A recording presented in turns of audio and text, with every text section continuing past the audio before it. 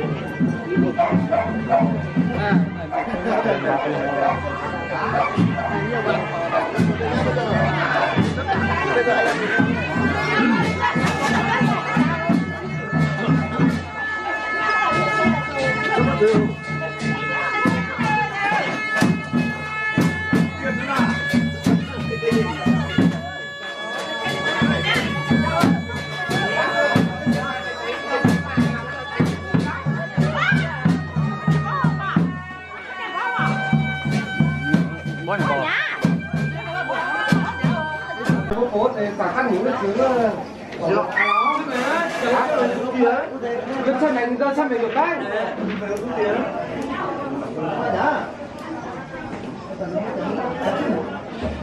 Và mưa này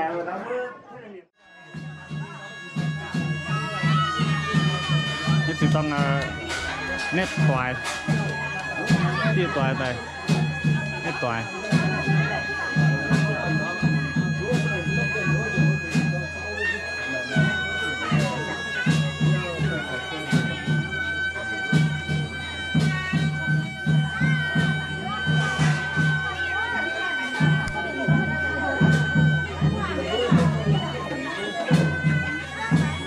lụt xin áo tầm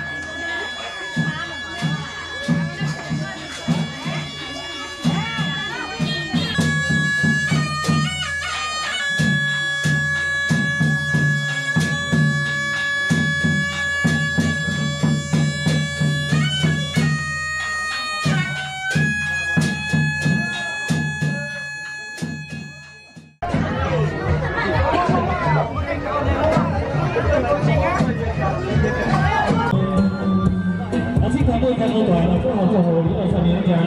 tôi luôn được trả lời siêu giá vào thảo đảng như vùng về nhiều cái miền tỏi nhiều năm với người chơi này, đóng tòng chủ tịch tỉnh cùng huy động chính quyền hồng hai, nó sẽ nói cho hội chính con rồi thì con chủ tịch quản tôi luôn được trả lời siêu về và thực hiện đóng tài hội huy động chính trà, với công đoàn vào thảo đảng như vùng về là đóng rồi tại chính quyền huy động chính quyền nhân dân.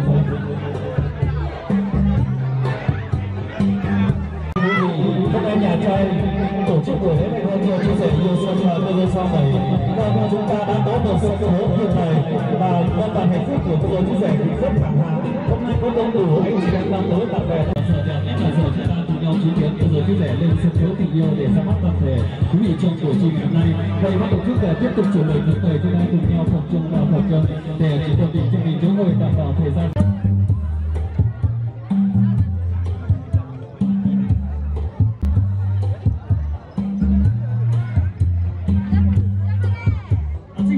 Mô đảo chúng ta cô lô sang này đang tổ xây thêm đúng làยังcòn son anh cũng còn son giờ đây chúng ta đã việc làm tốt chúng ta đã thay cho anh để sang vui này từ đó thì mình đã được tham dự nhiều chuyện của ngày nay được sự thành công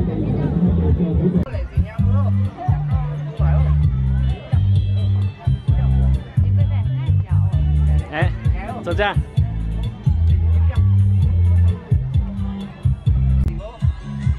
Với hệ chị cha mình siêu vương là vương có chuyển tiếp đến chiều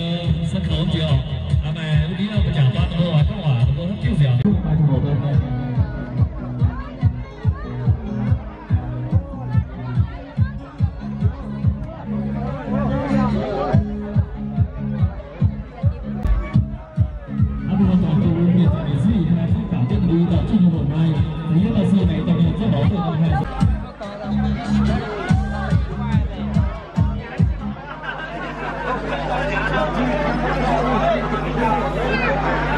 Chúng ta tiếp tục tha lời cho viên gia đình nhà trai, tiếp tục có lời cho chú rể yêu sân và tô lô sang bày, tiếp tục chuẩn lời những lời mời thân thiết nhất đến anh chị em nam nữ bạn bè thân thiết gần xa các vị của bác. Tức là năm hình nối túi tôi nói phần đã chọn chọn ngày này giờ này mỗi ngày để tổ chức buổi lễ thành hôn. Để thực hiện anh chú rể yêu sân sẽ chúc cha chúc mẹ chúc con vui vẻ. Hôm nay cả những bạn khá đơn giản nên đã như một điều một điều là trở lại. Để trở thì có chưa được bảo là sang đến hôm nay sang đến hôm không trả hỏi.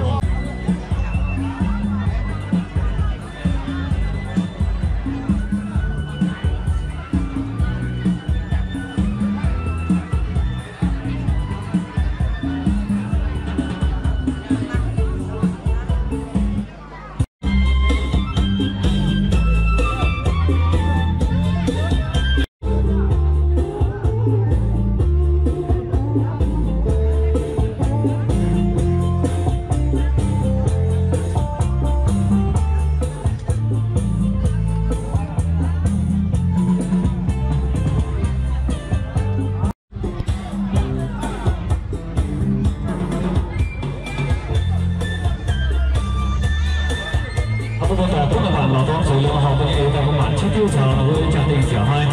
为我特别因为中国老多的呀，家里啊，咋不能在台内，你说嘛，调查有蛮多水，quý vị chúng ta đã chứng kiến trong cái buổi chia sẻ liên quan thành chồng của buổi chia sẻ hãy nhớ rằng những cái tình cảm của tất cả mọi người đến từ những khắp nước nhất Việt Nam của mình, đến từ các từ xa đến gần, từ gần đến xa đã đến chung với gia đình. Người ta có câu nói rằng việc ngày hôm nay nó chăm sửa nhờ cha mẹ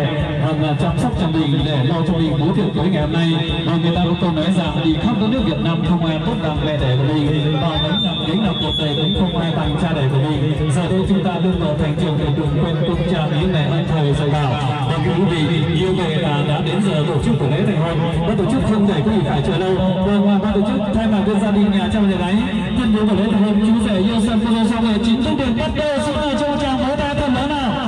Vâng, quý vị như vậy đã có một chút pháo hoa cùng đến giờ trời để chúc mừng hạnh phúc cho cô dâu chú rể trong buổi trưa ngày hôm nay. Người ta có câu nói rằng chân trời không biết bao nhiêu sao sáng như tình yêu của chú rể yêu sân và cô dâu xong rồi trong ngày hôm nay còn sáng hơn sao ở trên trời. Và chúng ta cùng nhau chúc cho cô dâu chú rể số được sống đến đầu vàng giang long trong năm tình duyên mãn gặp đời nhớ vô tề. Xin cảm ơn rất nhiều. Và quý vị thân mến, hôm nay ngày vui của cô dâu chú rể rất đông đủ, toàn thể quý ông bố bà về thân thiết gần xa không gì gió. Vâng, chúng ta đã đến chứng kiến ngày vui của cô dâu chú rể, đó chính là niềm vui của hai bên gia đình đã nhận được những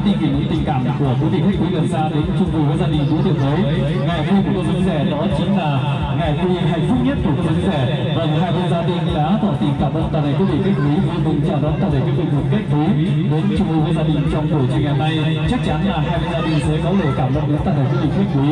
Vâng, ban tổ chức kính mời hai bên gia đình, đặc biệt nhất là bên nhà trai sẽ có lời phát biểu giao dâu nhận rẻ và cảm tạ đến toàn thể quý ông chú bà bạn bè thân thiết gần xa trong buổi chiều ngày hôm nay. Vâng, xin chào kính mời bên gia đình nhà trai sẽ có lời phát biểu cảm ơn đến toàn thể quý vị khách quý ạ. Ibu cũng miền Nam cũng miền Hòa chúng mày chơi là hai và thì cán bộ là hai bữa ibu miền Nam là gì ibu cũng có miền Nam Hòa bữa rồi nay vừa biểu châu cũng lấy tình vừa giải toán vừa toại miền phố miền lún cháu chết là vừa như bé dỗ ôm yêu tía thỏa thích là bây giờ gì mà như gì cũ cũng để khai thỏa thích là bây giờ ở dọc toài mua toài mua và tay chúng ta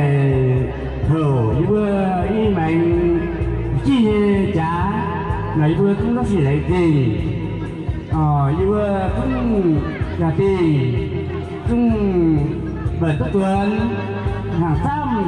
tại đất vui hay có mua tài yêu cô yêu phát không thể hầu chi trả mà sẽ để nhất mà sẽ mua tài cho rồi có phân mua tài thấy vừa giàu nào luôn với vừa trả tiền nó chỉ lấy gì vừa trả tiền cũng phải có hàng trăm vừa cũng quý luôn vui trong mua tài cô luôn chúng lý này mình mày không hơn cơ nhàn cơ hấp một thừa nó sẽ lại từ Xin lệnh xin tham gia tập trung việc câu hỏi lệnh xin tham gia tại cô luôn nhận trả việc xưa dân quê các quốc đại hội ý đợt chi nhận trả đặc biệt nhất khi này đồng nhận chúc xin hồng bộ tại các lão khu nó trổ tại hội cha là sẽ lệnh xin tham gia tại sẽ tên nhìn như là chúc lệnh xin thầu sửa chữa chắc chắn những hai buổi chúng ta sẽ tạo toàn cho gia đình nó sẽ làm một tại cô phát tại hội như cha mà chung là đó lệnh xin cho một tại cô khăn chỉ chưa tại trình dọn cũng là trình do khang một tại nhân cô nhân phát cô luôn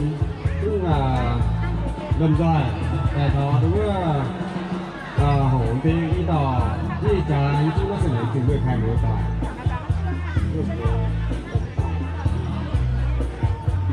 Vâng,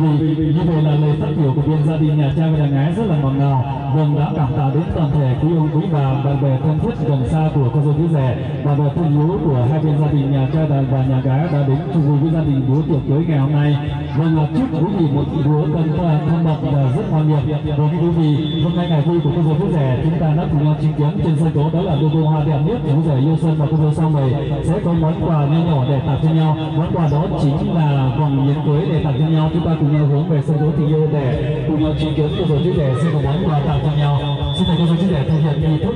trao tặng vòng miếng cưới. Xin mời.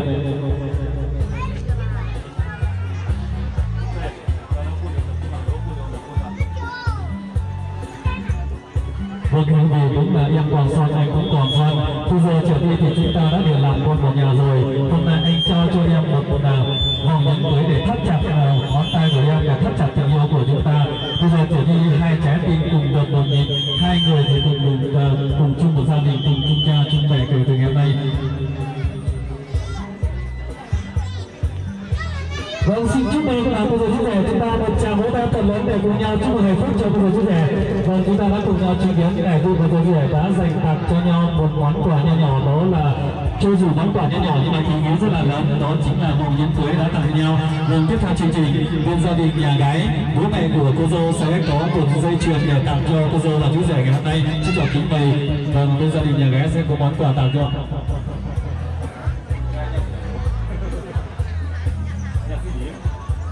Vâng, đó chính là một dây bạc của bên của người Dao, truyền thống của người Dao tuyệt vời luôn. Vâng, một tỏi nó sử dụng từ nhà xin liền như trong hải công cả dâu đúng không? Vừa sử dụng như tầm tiền chúng ta tặng từ nhà xin liền.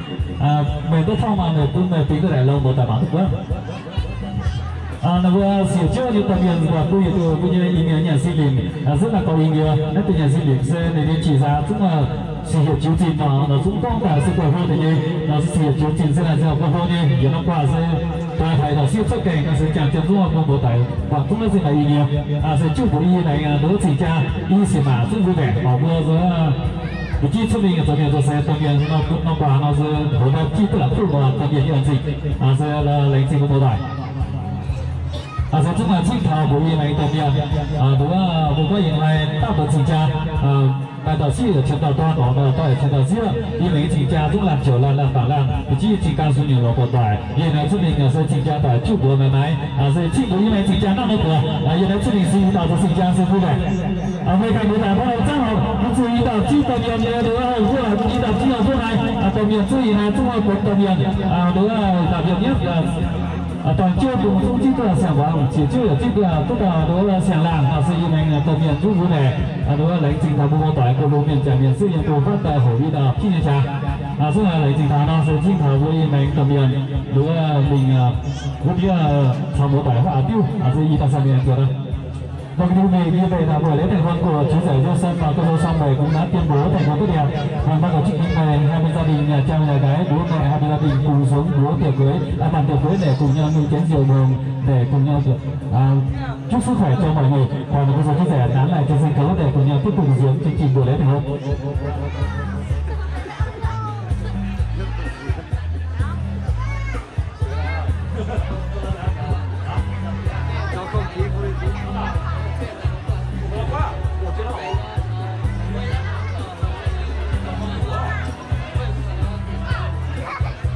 Trước này thì rất là chiều ở cái dạng có mùa của mà đang là tuổi hàng tuần nhất là như là sân khấu này là sự là đối yêu sơn nhà tệ việc xung cuối tệ tạm cái nó tuổi cũng là vì là đối chi như nó xuất hiện tầm nhìn tầm xây thì nó qua mà ý nghĩa rất là hô nhớ tuổi số cũng là vì là xem nhận hồ này đối tắp đi hồ tắp cái như chào tao ra vào sân khấu mùa tải thành ra chỉ cần là sẽ chung vì là chi tầm nhìn tầm xây hiện hai hôm nay em đâu có chụp cô. Vui mà.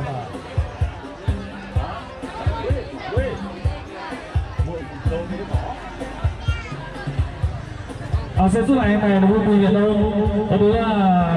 想象嘅多，想象嘅會出嚟答對我估，ข้างในเรา估ตัว咗到點樣เรา直接變樣，嗰陣時ต้องทน到ตัว大嘛，กูรู้面前嘅事，仲未喺度，เรา嘅ดูตีกับดูเสือเท้าอีตาเสียงเย็นๆดูอีไทยน้องคนไทยเราตัวเมียเป็นเสือจุ่มไปกว่ากับตามตุ้งตัวเมียเป็นเสืออย่างนั้นใช่เราคุณผู้อยู่ในหลังงานผู้ถูกตัวผู้ใหญ่chúng ta sẽ còn thiếu một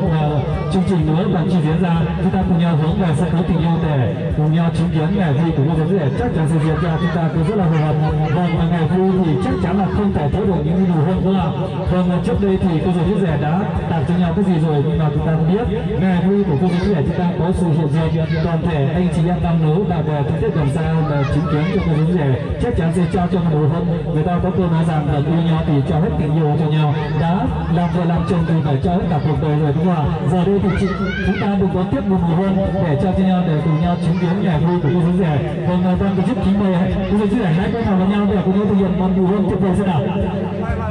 vâng chúng ta cùng nhau hướng về sân khấu thì nhau để cùng nhau chứng kiến cho cô giáo rẻ để sẽ tặng cho một nụ hôn tuyệt vời trong sân khấu chúng ta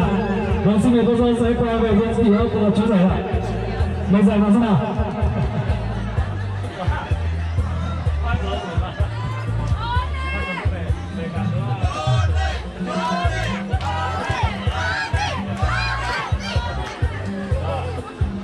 rồi chúng đó chú rể